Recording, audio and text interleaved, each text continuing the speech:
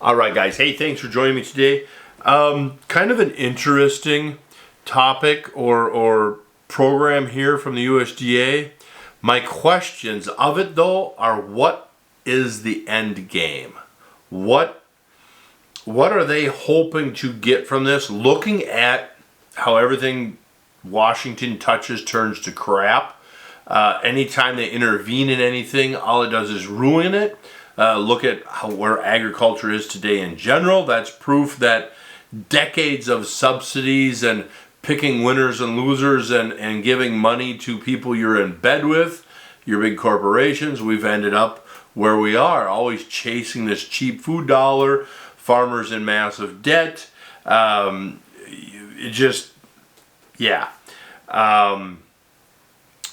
I hope the end game of this isn't that, hey, we've done 5 years of these pilot programs and our research says that all farmers now need to move down this path. They should not legislate how you run your business. You as a farmer should have the ability to choose how you run your farm.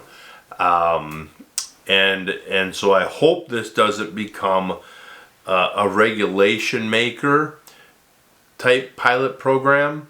So what am I even talking about here? What am I even talking about? The USDA is committed to supporting a diverse set of farmers, ranchers, and forest owners through climate solutions that increase resilience, expand market opportunities, and strengthen rural America. And they'll be providing up to $1 billion for this program. Who is eligible? Please note that agriculture producers, farmers, ranchers, and forest owners will not apply directly, but may receive incentives through partnership projects. So who is eligible? County, city, township, state, or special district governments, small businesses, federally and non-federally recognized tribal governments, nonprofits that do or don't have a 501, and institutions of higher education between private, public, and state controlled. That line gives me some optimism. What are the practices we're even talking about? We're talking about, as far as farming here, I'll pick through the farming ones. Cover crops, reduced tillage or no-till, nutrient management, enhanced efficiency fertilizers, manure management, feed management to reduce eccentric emissions. That one scares me. That's a red flag. Buffers, wetland and grassland management. Planting for more higher carbon sequestration. Alternate wetting and drying on rice fields. Climate smart pasture practices such as prescribed grazing or legume interseeding, and then soil amendments like biochar. I say that the higher education gives me some hope, because if the U of M gets, this program is $250,000 to $100 million grants going to 50 people. So the only way it's coming to farmers is through partnerships. So hopefully, like the University of Minnesota gets $100 million, they can do a whole bunch of their own research as to soil health practices, cash flow. Universities have been an integral part of agriculture for hundreds of years through plant breeding, apples, wheats, oats.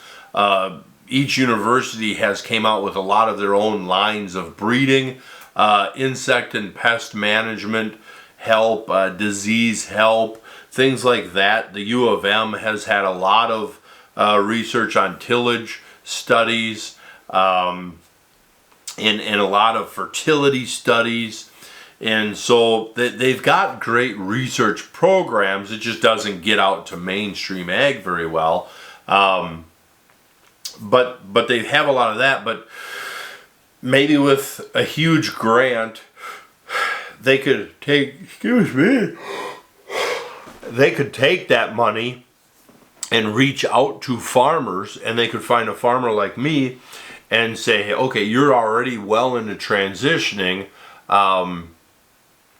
where do you need help, and so I might not necessarily need money help. I mean, I'm not turning down free money, but I don't need money help, so to speak.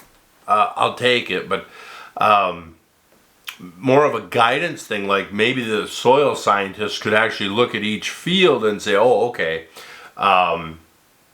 here's a couple good, here's 3 good steps to try and implement on each field. Here's what each field needs, kind of deal. And then maybe they could reach out to farmers, because around the state I've talked to hundreds of farmers that would like to transition. They'd like to write less checks out. They'd like to borrow less money, but they just can't right now. Farmers are living paycheck to paycheck. So to try to risk any production on the farm or risk any equipment investment and not have it work out is a very scary thing. And so maybe the U of M, with creating a program with NRCS offices, could have a strip till piece of equipment that goes into the rental fleet through NRCS offices, or they just work with some specific farmers just to create the program so they can say, okay, we're just going to work with Bob in this neighborhood, and we're just going to make sure that over the next 5 years Bob succeeds, and anytime there's a setback, we have the soil scientists to analyze why we had some setbacks and how to correct it and how to make him successful in this transition. That would be a wise investment of these dollars. The scary part of these dollars being invested is the cow farting one. Looks what's happened around the world with the attack on animal agriculture and the laws that were proposed, and some of them even passed, on attacking animal agriculture, trying to regulate it more.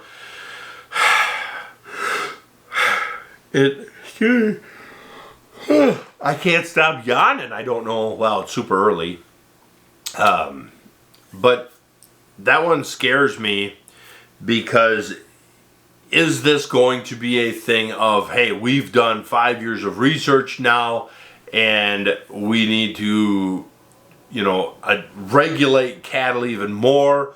Or are they going to say something, well, now every farmer has to implement some of these practices, the bad side of the potential that could be happening here. I don't know what their end game is of this bill, and so that's what makes you scary, is because you just don't know as a farmer.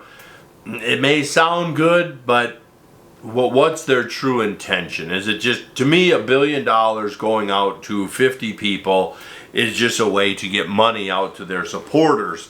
But you'd like to think it's a little more serious than that. The other part of this thing is they don't need to create these markets, because the private market has already created these markets. Look at all the farmers that in the state of Minnesota, growing at a very fast rate. Farm retail is exploding. Look at the garlic industry, the asparagus industry. Look at all the farmers that grow a few acres of specialty crops and take it right to the metro, and they're making a living off of their small farm.